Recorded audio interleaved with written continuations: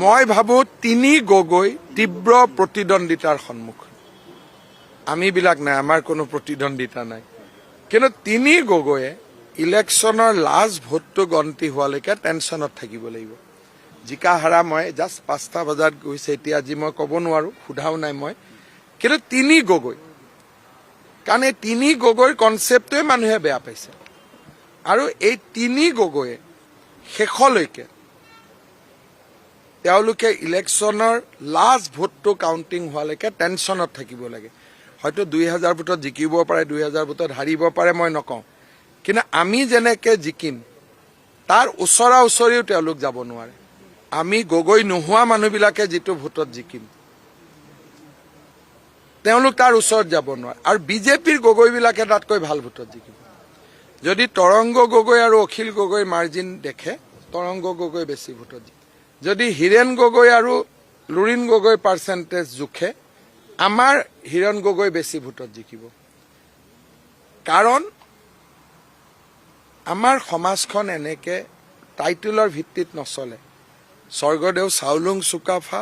আৰু মহাপুৰুষ শ্ৰীমন্ত শংকৰদেৱে এখন বেলেগ অসমীয়া সমাজ গঢ়ি থৈ গৈছিল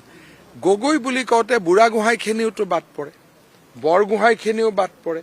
সন্দিকৈখিনিও বাদ পৰে গগৈ বুলি ক'লে ইভেন আহোমৰ মাজতো যেন এটা বিভাজন আনিব খুজিছে গতিকে আপোনালোকে অলপমান ধৰক উৎসাহত থাকে কাৰণে তিনি গগৈ আপোনালোকৰ ভাল লাগে কিন্তু মোক ইলেকশ্যন কেম্পেইনত প্ৰত্যেকগৰাকী আহোম মানুহে কৈছে যে এইটো তেওঁলোকে বেয়া কাম কৰি আছে কাৰণ সুশান্ত বৰগোহাঁই ময়ূৰ বৰগোহাঁই তেওঁলোকে আহোম মানুহ নহয় নেকি এই যে এটা আপোনালোকে কালি যদি মই কৈ দিওঁ তিনি কলিতা এইটোতো মানুহে ভাল নাপায় তিনি শইকীয়া এইটোতো মানুহে ভাল নাপায় তিনি কোঁৱৰ যদি কয় যে হয় এইবাৰ অসমত খিলঞ্জীয়া অসমীয়া তিনিজন লগ লাগিছে তিনিজন পাহোৱাল আহোম লগ লাগিছে এইটো এটা বেলেগ কথা তিনিজন পাহোৱাল লাচিত লগ লাগিছে